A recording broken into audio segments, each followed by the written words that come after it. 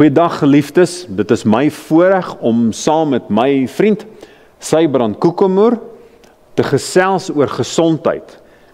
Ons het nou gepraat oor voeding in die vorige episode, in die episode van kos. Nou vandag gaan praat ons van die tweede aspek van voeding en dit is water.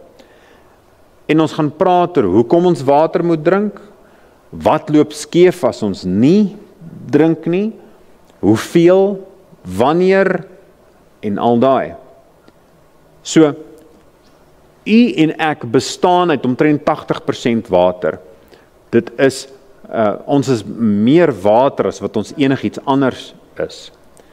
Elke dag maak ons niere, ons bloed skoon, en dit is meer as 1000 liter wat in totaal skoongemaak is, deur elke dag.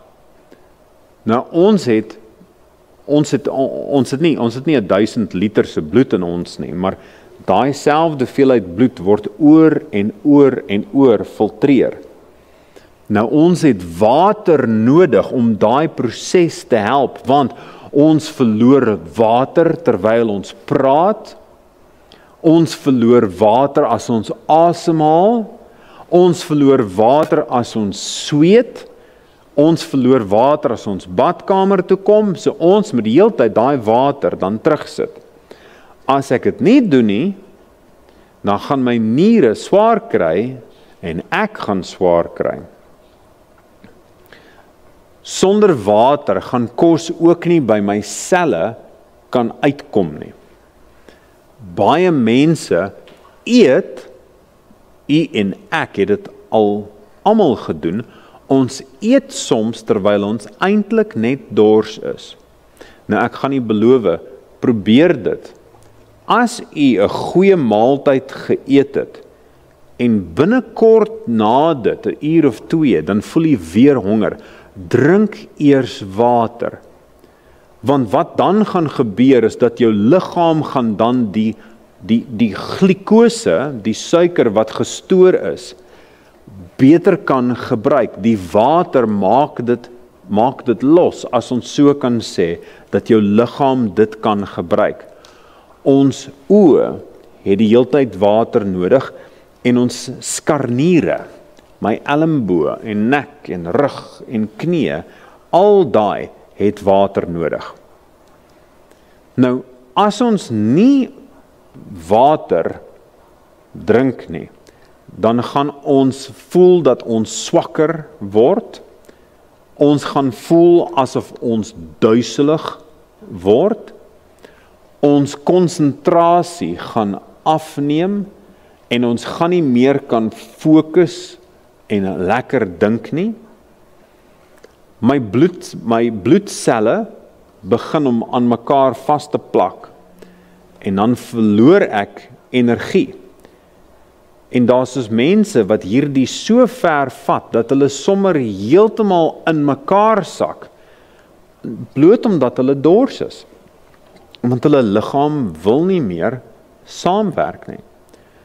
Hoeveel u moet drink, hang af van hoe besig u is, fisies.